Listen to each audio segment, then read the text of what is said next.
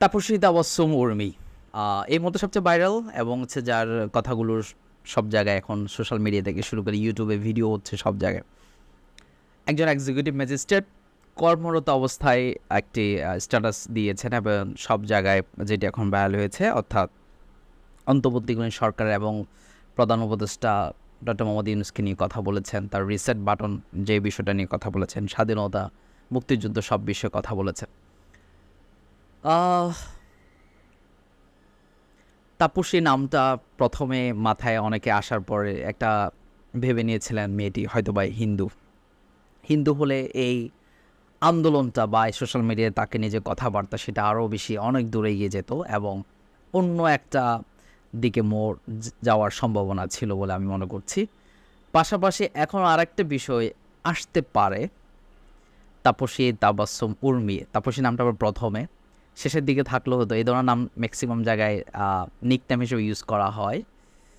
So এটা পরে থাকলো একটা বিষয় ছিল, শুরুর দিকে নাম। এই নামটা আবার তার ওভারঅল যে অবয়ব দেখেছি আমরা, হিজাব মেনটেন করে, আমি এখানে ধর্মীয় বিষয় নিয়ে আসবো না, যাই হোক এটা ভিন্ন বিষয়, বাট এগুলা নিয়ে ডিসকাশন হবে আমার কাছে মনে হচ্ছে। আচ্ছা, মূলত মূল জায়গায় চলে আসি। তার এই যে টাইরান্ট হয়ে যাওয়া, বা আমি টাইরান্টে বলবো, তার যে কথাগুলো এই মুহূর্তে আসলে অনেকে সাহস করে নেই সে কীভাবে এই কথাগুলো বলার সুযোগ পেল। আমি এর আগে আমার ভিডিওতে বলেছি, যারা ব্র্যাকেট থেকে আমলারা, তারা আসলে কী পরিমাণ পাওয়ারফুল করা হয়েছিল তাদেরকে লাস্ট 16 ইয়ার্স ধরে, এবং তারা এই শক্তিটা কোত্থেকে পাচ্ছে, তাদের পাওয়ার হাউসগুলো কোন জায়গায়। সে তার বই প্রকাশটাই করেছে এবং তার মনের কথাগুলোকে সে জমিয়ে রাখতে পারেনি, ফাইনালি সে কথা বলেছে। তার দাদা মুক্তিযোদ্ধা বা অমুক যেভাবে হোক, সে যে কোন ফ্যামিলি থেকে আসে সেটা ম্যাটার করছে না, বাট তার একজন সরকারি জায়গায় কর্মরত অবস্থায় তার দেশের প্রতি তার যে ভালোবাসা এবং দেশের যে যখন গভর্নমেন্টে যখন কাজ করবে, সিভিল সার্ভিস প্রশাসনে যখন কাজ থাকে তাদের, তখন আসলে এইভাবে একটা দলীয় স্ট্যাটাস বা দলীয় স্ট্যাটাসে বলবো, এইভাবে কথা বলাটা আসলে কতটা যুক্তিসঙ্গত। এই ধরনের 16 ইয়ার্সের ম্যাজিস্ট্রেট অনেক আছে, এর বাইরেও প্রশাসন অনেকজন কাজ করছে, তারা এক পর্যায়ে আসলে তাদের আসলে এই যে চরিত্রটা, তাদের এই চরিত্রটা প্রকাশ করছে। সো এটাতে আমাদের অবাক হওয়ার কিছু নেই। আমি এর আগেও বলেছি তাদেরকে আসলে চিহ্নিত করা বেশি প্রয়োজন ছিল, বাট এটা করা হয়নি। কেন করছে না, এখানে ডিফারেন্ট ইস্যু থাকতে পারে। বাংলাদেশে যে ক্যাজুয়ালিটিসের মধ্যে যাচ্ছে, সেই ক্যাজুয়ালিটিসের মধ্যে অনেক পরিবর্তন আসছে।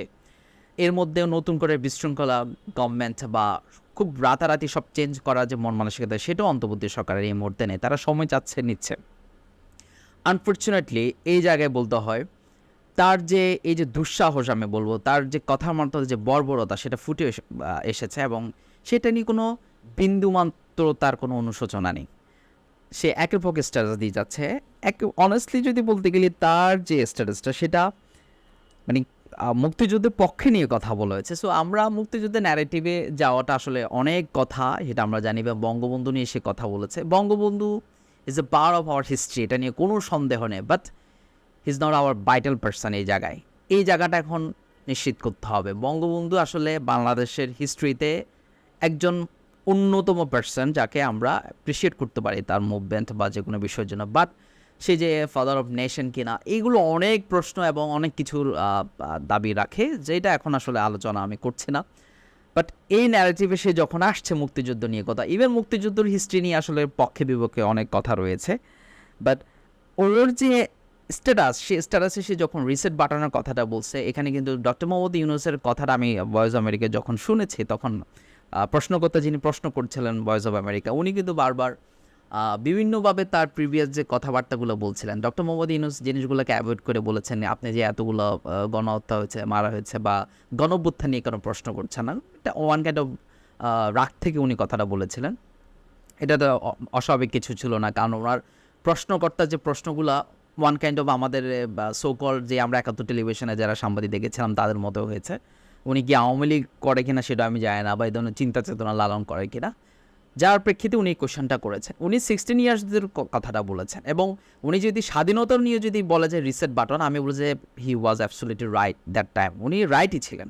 স্বাধীনতার ব্যাপারেও আমি আমাদের তরুণ প্রজন্ম থেকে শুরু করে অনেক প্রশ্নবিদ্ধ অনেক কথা রয়েছে, এবং এই স্বাধীনতাকে যখন বিশেষ করে লাস্ট 16 ইয়ার্সে আওয়ামী লীগ আসলে অ্যাসেট হিসাবে, একটা প্রপার্টি হিসাবে সবখানে উপস্থাপন করতে চেয়েছে, এবং সর্বশেষ এটার জন্য মূর্তি থেকে স্থাপনা থেকে সব জায়গায় বঙ্গবন্ধুকে উপস্থাপন করতেছিল। আমরা আমাদের বন্ধু মহলে যখন আলোচনা করতাম আমরা তখন বলতাম বঙ্গবন্ধু মনে হয় কবর থেকে উঠে এসেও তার মেয়েকে বলতো, তুমি বেটি এখন একটু চুপ থাকো, আসলে তুমি অতিরিক্ত করছো, যেটা আমার লজ্জা পাচ্ছে। আমরা এইভাবে অনেক আমাদের আড্ডাতে আমরা ফান করে কথাগুলো বলতাম। আওয়ামী লীগের অনেকেই এই বঙ্গবন্ধুকে নিয়ে বাড়াবাড়ি বিষয়টাকেও বলা হয় বঙ্গবন্ধুকে দ্বিতীয়বার হত্যা করা হয়েছে এবং এটি তার মেয়েই করেছে। খুব সূক্ষ্মভাবে শাটেলভাবে বিভিন্ন জায়গায় তাকে উপস্থাপন করে তাকে অ্যাসেট কোড বানিয়ে দেশের একটা আসলে আমাদের জন্য উপস্থাপন করা হয়েছে যে আমি বঙ্গবন্ধু না থাকলে বাংলাদেশ থাকবে না, বা মুক্তিযুদ্ধের ব্যাপারগুলো উপস্থাপন করা হয়েছে। এই জন্য অনেক অর্থায়ন এবং টাকা পয়সা অপচয় করা হয়েছে এবং সবগুলো জনগণের টাকাই ছিল, সেগুলোর প্রমাণ আমাদের কাছে ওভারঅল রয়েছে। আমি যে কথাটা বলতে চাচ্ছি, এই যে বঙ্গবন্ধুর ওভারঅল বিষয় থেকে শুরু করে এই যে মেয়েটি তার কর্মরত অবস্থায় যে তাপসী কথাগুলো বলেছে, সেটা আসলে কতটুকু বাংলাদেশের জন্য এখন সমস্যা হয়ে দাঁড়াবে। আমার কাছে মনে হচ্ছে এরপরে আরও কয়েকজন কথা বলবে, আরও কিছু ম্যাজিস্ট্রেট কথা বলতে পারে, আরও কিছু অ্যাডমিনিস্ট্রেটিভ জায়গাতে কথা বলতে পারে। আমরা এখনও লক্ষ্য করছি অনেককে সরানো হয়নি বা অনেকে চেঞ্জ হয়ে গেছে। বাট তাপসী তার জায়গা থেকে, আমি যদি বলি আদর্শিক জায়গা থেকে, সে কীভাবে বঙ্গবন্ধুকে পছন্দ করে বা তার মুক্তিযুদ্ধে তার স্ট্যান্ড, এসব নিয়ে আমি কথা বলবো না। বাট তার জায়গা থেকে সে একদম রাইট, সে তার মনের কথাগুলো বলে ফেলেছে যে আমি আসলে এই আদর্শটা লালন করি। সো বাট তার এই যে গণ অভ্যুত্থান রিলেটেড যে কথাগুলো বলেছে তার বিন্দুমাত্র তার অনুশোচনা হয়নি, সেটা যেটা আমার কাছে খুব কষ্টদায়ক মনে হয়েছে। সে মিস হিসেবে আমরা অবহিত, সে বিবাহিত কিনা আই ডোন্ট নো, বাট সে যদি বিবাহিত হয়ে থাকে, তার যদি বেবি থাকে, সে চিন্তা ভাবনা করতে পারতো একটা মা এই যে এই গণ অভ্যুত্থান, জুলাই গণ অভ্যুত্থান কতজন মারা গিয়েছে, তার যে অনুভূতিটা, ফিলিংসটা আসলে কেমন ছিল, সে সেটা উপলব্ধি করতে পারেনি। সে আবু সাইদের মতন আমাদের শহীদকে সে বলেছে সন্ত্রাসী। এই ধরনের যখন শক্তিগুলা একটা জায়গা থেকে পায়, আমরা বুঝে নিতে পারি এখানে কিছু ফিল্ড ওয়ার্ক হচ্ছে, এখানে কিছু স্টাডি করা হচ্ছে। এখন তাপসী আসছে, কিছুদিন পর আরেকজন আসবে।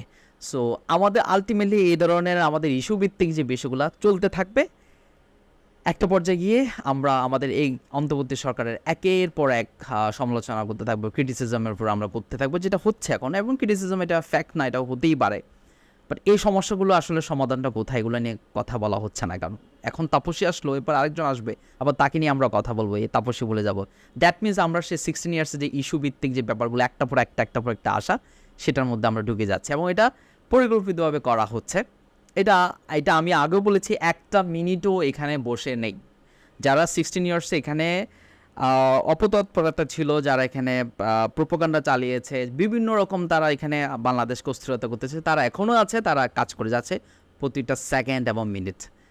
তাপসী তার একটা রেজাল্ট এবং হচ্ছে আউটকামস, আমরা এটা নিয়ে কথা বলতেই পারি। কিন্তু এই টকশো, এই কথা বলে তাকে ওএসডি করা হয়েছে আমরা জানি, বাট সে কি তার স্টেজ থেকে ফিরে এসেছে? সে কি ক্ষমা চেয়েছে? সে কিছু চায়নি। ইভেন জেলা প্রশাসককে যখন এটা নিয়ে কোয়েশ্চন করা হয়েছিল, তখনও জেলা প্রশাসক বলেছে আমি এটা দেখেছি, শুনেছি, এই টাইপের আনসার দিয়েছে। অ্যাকশন নেওয়া হয়েছিল পরবর্তীতে।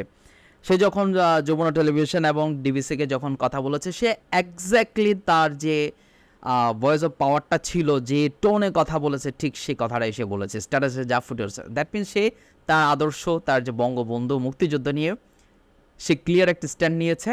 এবং সে আওয়ামী লীগ আমি বলবো না, সে তার জায়গা থেকে যেটাকে সে বিলিভ করে সেই জায়গা নিয়ে কথা বলেছে। সো আমাদের এই মুহূর্তে এই ন্যারেটিভটা নিয়ে 100% আমাদের জোর দেওয়া উচিত যে বাংলাদেশের মুক্তিযুদ্ধ কী, বাংলাদেশে আসলে মুক্তিযুদ্ধে কী হয়েছিল, বাংলাদেশের স্বাধীনতাটা কী, বাংলাদেশে আসলে এই যে ফাদার অফ নেশনের আদৌ প্রয়োজন রয়েছে কিনা, বা ফাউন্ডার লেভেলের কোনো আমাদের নেশন কেউ বলা যায় কিনা, ফাউন্ডিং লিডার, বা এই টাইপের আমাদের জিনিসগুলো নিয়ে কথা বলা প্রয়োজন।